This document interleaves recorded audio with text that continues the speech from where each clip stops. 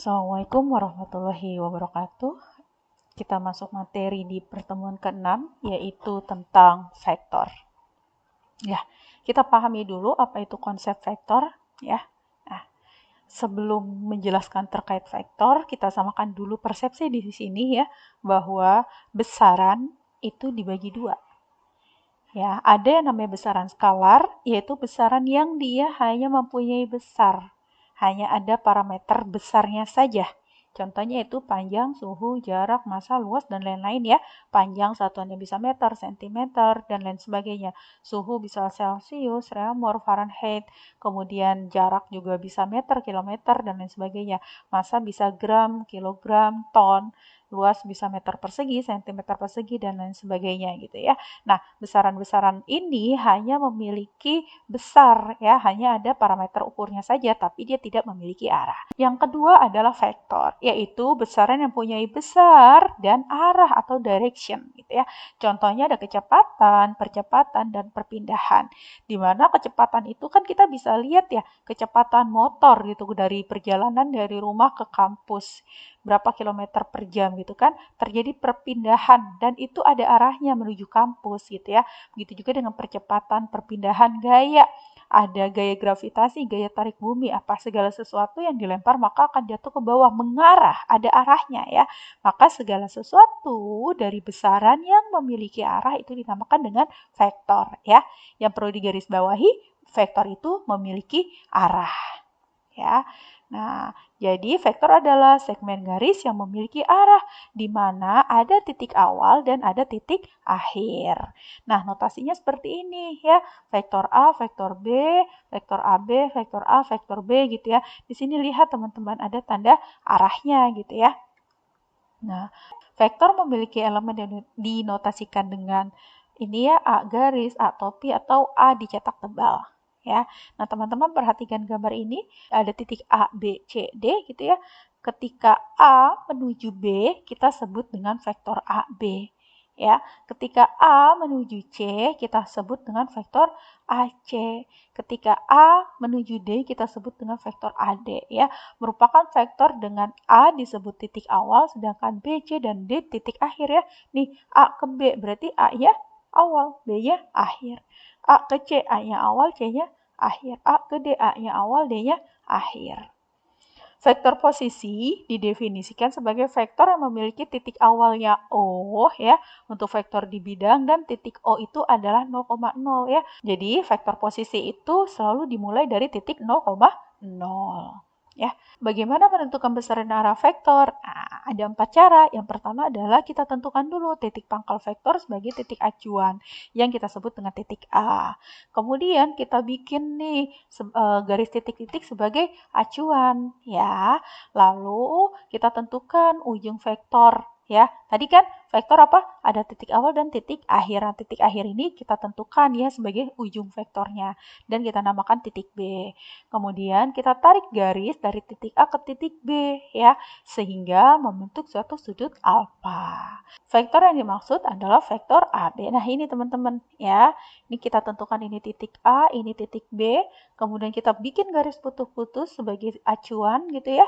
Kemudian kita tarik nih, sudah ditentukan titik awal dan titik akhir. Kita tarik garis dari titik awal ke titik garis. Nah ya, sehingga nih pertemuan ini membentuk sudut alfa ya, dari titik acuan ya ke garis yang tadi membentuk sudut alfa. Nah, garis ini dinamakan vektor AB. Titik A disebut titik pangkal dari vektor AB, dan titik B disebut titik ujung dari vektor AB. Nah, besar vektor adalah panjang segmen garis AB, yaitu tadi ya berapa panjangnya gitu ya. Arah vektor adalah sudut yang dibentuk vektor AB dengan acuan. Sementara besar sudut bertanda positif jika arah sudut berlawanan dengan jarum jam terhadap garis acuan. Dan dia bertanda negatif jika searah dengan arah jarum jam ya. Nilai vektor bergantung pada arah tiap-tiap komponennya. Komponen X akan bernilai positif jika arahnya ke kanan dan bernilai negatif jika arahnya ke kiri. Sementara itu, komponen Y akan bernilai positif jika arahnya ke atas dan bernilai negatif jika arahnya ke bawah ya. Komponen X maksudnya adalah garis mendatar, sementara komponen Y adalah artinya garis yang tegak atau garis vertikal gitu ya. Nah, untuk menentukan nilai vektor A dilihat dari arah pergeserannya. Komponen X ya, berarti dia apa garisnya? Horizontal ya. Kalau dia gesernya ke kiri berarti negatif. Kalau dia gesernya ke kanan berarti positif. Komponen Y karena dia vertikal ya. Kalau dia bergeser ke atas berarti positif, kalau bergeser ke bawah berarti negatif. Contoh, nih, lihat vektor A ya, bergesernya kemana nih? Ini titik awal, ini titik acuan. Oh, bergesernya dia ke kanan dan ke atas ya. Karena bergesernya ke kanan dan ke atas, maka komponen X-nya ya ke kanan nih. Dia positif ya, karena bergesernya ke kanan. Nah, kemudian tadi ke atas juga ya. Nih, awalnya di sini, ini ke sini. Udah bergeser ke kanan, 1, 2, 3, 4, bergeser lagi ke atas. Berarti Y-nya juga positif. Nah, vektor A dinyatakan dengan A ada tanda panah di atas sama dengan 44 ya. Ini ketika kita notasikan ya. Besar atau panjang vektor A, kita bisa hitung berapa. Oh iya, ternyata kita hitung dengan X kuadrat tambah Y kuadrat ya. Nah, ketika dinotasikan, tampilannya seperti ini. Artinya adalah panjang vektor A sama dengan akar kuadrat dari X ditambah akar kuadrat dari Y. Nah, maka kita masukkan X-nya berapa? 4, Y-nya 4. 4 kuadrat tambah 4 kuadrat. Berarti 16 tambah 16 sama dengan 32. 32 itu berapa? 4 akar 2. Paham ya? Lalu ada kesamaan dan ketidaksamaan vektor. Kesamaan vektor ya, vektor A dan B dikatakan sama jika keduanya memiliki besar yang sama dan arah yang sama, sehingga dia bisa ditulis A sama dengan B. Sebuah vektor yang arahnya berlawanan dengan vektor A tetapi memiliki besar yang sama disebut negasi dari A dan ditulis min A ya. Kalau dia berbeda arahnya ya berarti dia negasinya walaupun besarnya sama. Maka ditulis dengan min A. Nah, ini contohnya A dan B adalah vektor yang sama, sementara yang ini garis ketiga ini adalah vektor negasi ya. Arahnya ke atas dengan besar yang sama, yang ini arahnya ke bawah, maka ini dikatakan negasi dari vektor ini A ya, min A ditulisnya. Vektor dengan panjang dan area yang sama, walaupun mungkin diletakkan pada kedudukan yang berbeda, dia tetap dikatakan ekivalen atau setara. Nih contohnya nih, ya, nih lihat. Titik awalnya berbeda-beda, ya, titik akhirnya juga berbeda-beda. Tapi arahnya, ya, sama nih. Dia memiliki besar yang sama walaupun titik awalnya berbeda, ya, dan arahnya yang sama. Maka ini dikatakan setara atau ekivalen, ya. Nah, berikutnya ada ketidaksamaan vektor. Ya, otomatis apabila dia memiliki besaran dan arah yang berbeda, maka dikatakan tidak sama. Dan dinotasikan dengan A tidak sama dengan B. Nah, berikutnya adalah ragam vektor.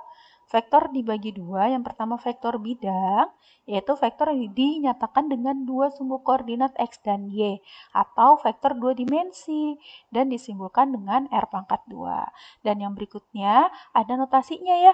Nah, untuk R pangkat 2 ini notasinya sama seperti yang tadi.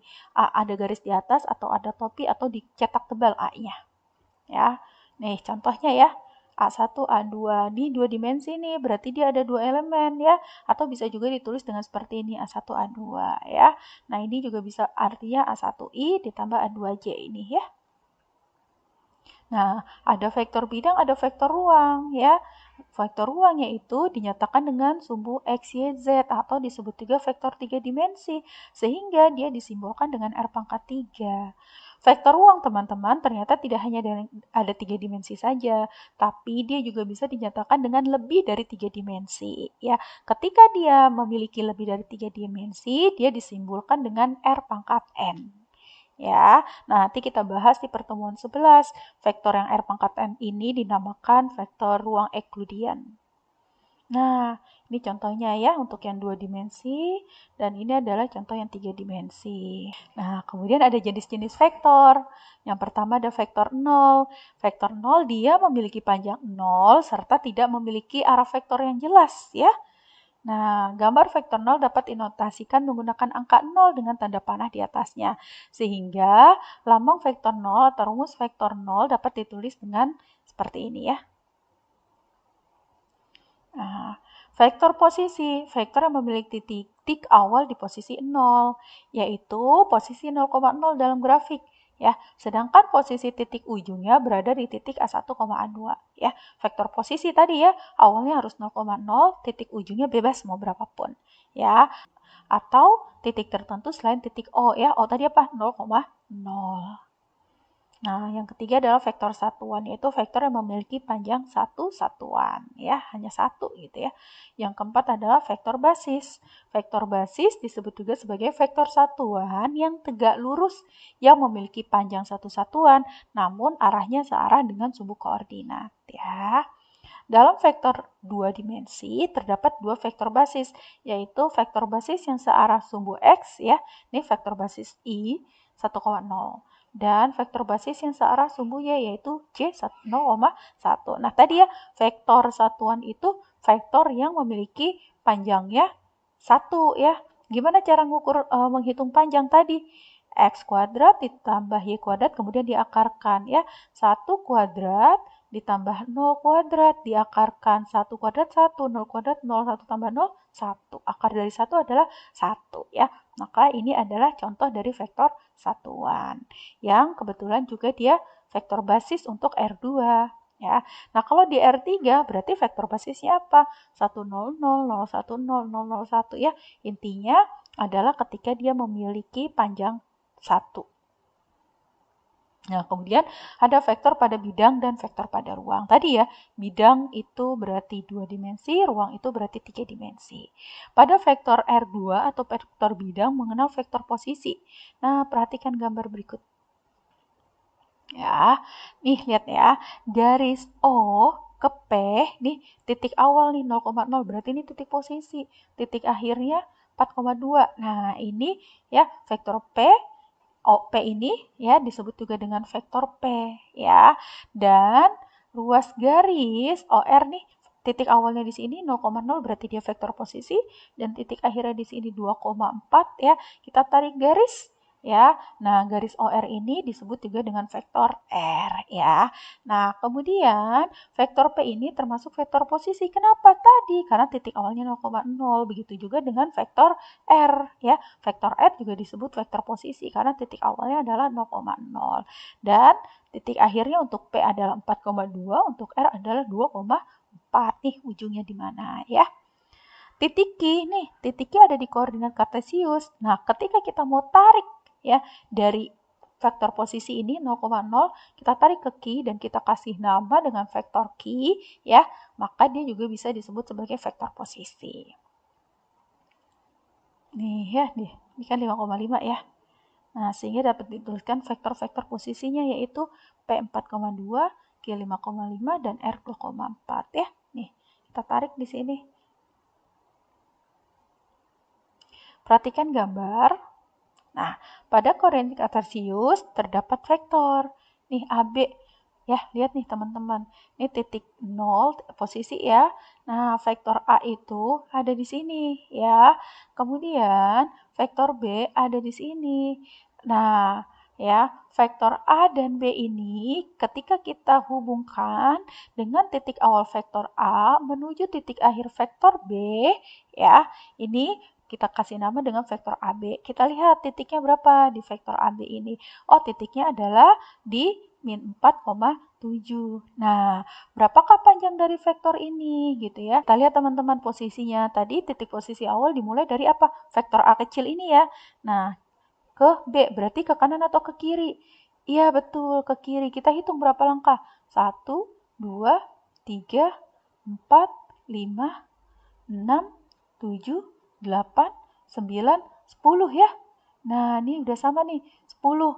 Tapi sudah mencapai vektor ujung dari vektor B kecil belum? Belum. Nah, untuk mencapai ujung dari vektor B kecil, berarti dia, tadi di sini vektor A ya, berarti dia perlu melangkah lagi. 1, 2. Ya, nah karena dia mendatarnya ke kiri sebanyak 10 langkah, maka ditulis min 10. Sedangkan dia menuju B, dia harus naik 2 langkah ke atas, ya kan?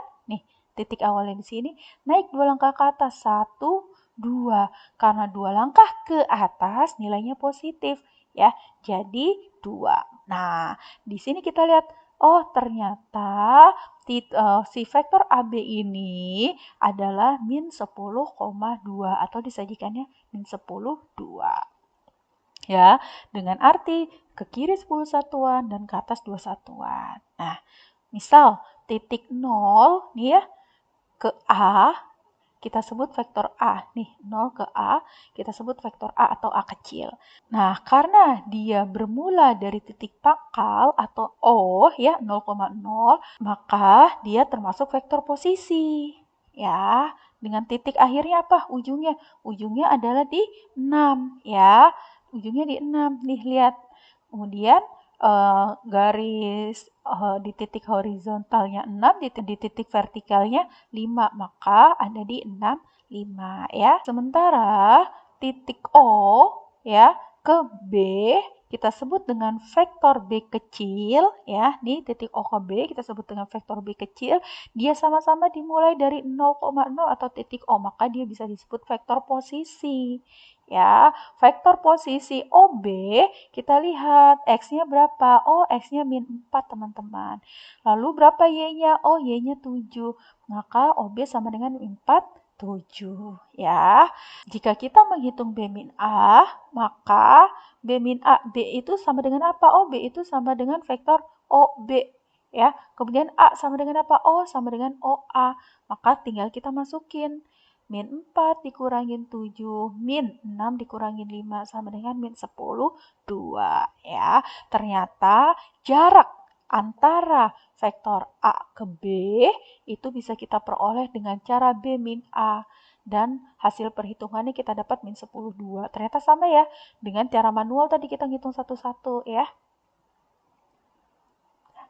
Min 10, 2 ini tadi sama seperti vektor AB ya. Artinya vektor AB dapat diperoleh dari vektor posisi titik B dikurangi vektor posisi titik A. Atau dapat ditulis sebagai berikut.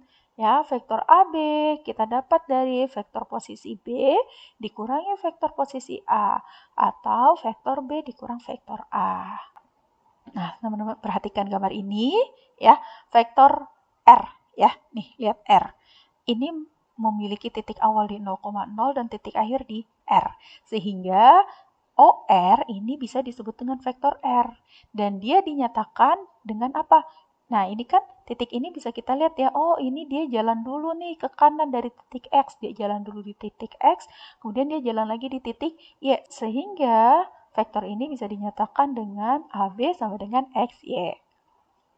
Nah, pada gambar di atas OPR ya. OPR ini ternyata juga membentuk segitiga siku-siku. Nah, dengan alasnya X dan sisi tegaknya Y, ya kan? Ingat ya, segitiga siku-siku itu berlaku hipotenusa ya, garis miring. Ya, garis miring ya, di mana sisi miringnya itu adalah akar kuadrat dari sisi alas ditambah sisi tegak gitu ya. Nah, sekarang teman-teman lihat, ternyata R ini juga bisa kita terapkan sebagai hipotenusa tadi ya, sisi miring nih dia.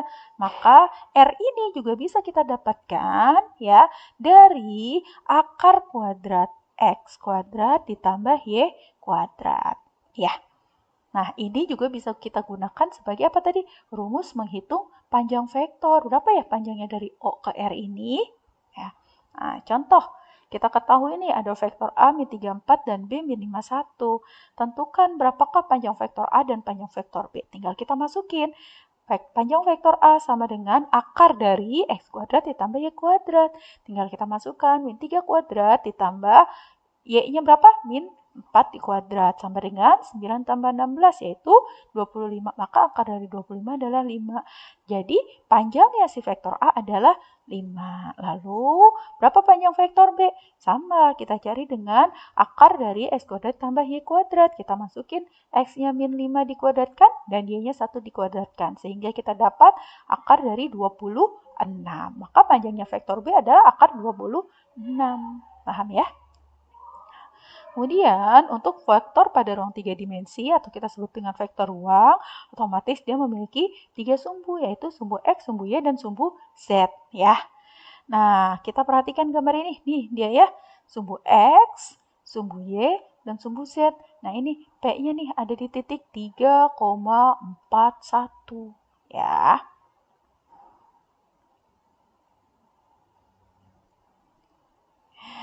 Vektor P memiliki titik koordinat X-nya 3, Y-nya 4, dan Z-nya 1. Sehingga vektor P ditulis 3, 4, 1. Panjang vektor pada ini ya, ruang 3, kita juga bisa hitung dengan cara yang sama. Karena dia ada 3 komponen X, Y, Z, maka panjangnya vektor kita hitung dari X kuadrat ditambah Y kuadrat ditambah Z kuadrat. Contoh, diketahui vektor P 3, 4, 1. Berapakah panjang dari vektor P?